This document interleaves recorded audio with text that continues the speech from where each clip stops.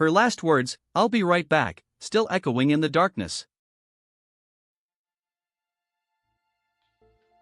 It was a chilly winter evening in February 1992, and the Hughes family had just finished dinner.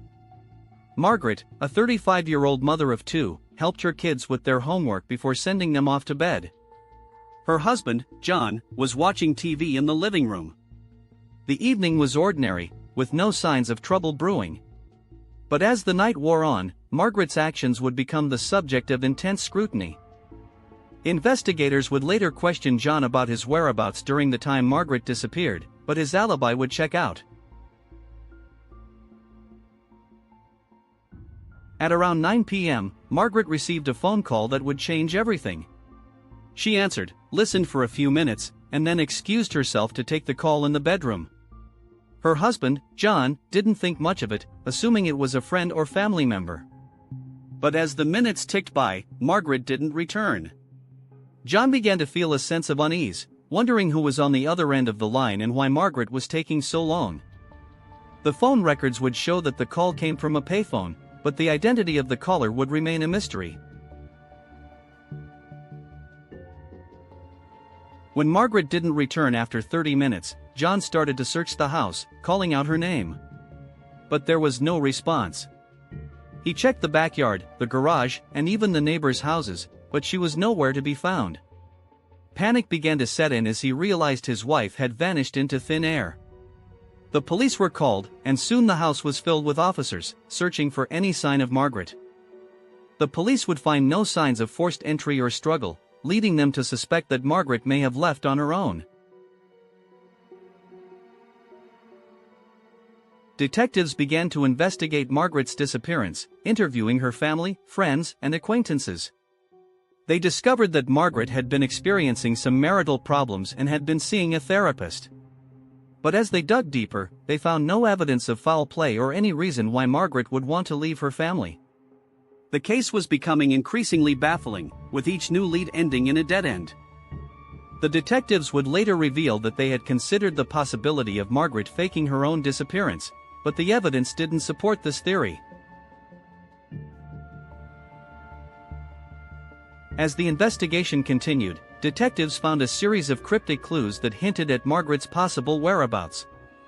A piece of paper with a scribbled phone number, a mysterious letter with no return address, and a set of footprints leading to a nearby park. But each clue seemed to lead to more questions than answers, and the detectives were no closer to finding Margaret. The footprints would later be matched to a pair of shoes found in the Hughes garage, but the owner of the shoes was never identified. As the days turned into weeks, the Hughes family was torn apart by Margaret's disappearance. John was consumed by guilt and grief, wondering if he could have done something to prevent her vanishing. The children were traumatized, struggling to understand why their mother was gone. The family's lives were forever changed, and the uncertainty of Margaret's fate was eating away at them. The family would later reveal that they had received strange phone calls and letters, claiming to be from Margaret, but the authenticity of these messages was never confirmed. As the months went by, the investigation into Margaret's disappearance began to wind down. The leads had gone cold, and the detectives were no closer to finding her.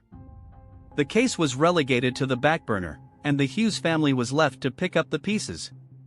But the question of what happened to Margaret would haunt them forever, a constant reminder of the uncertainty and fear that had gripped their lives.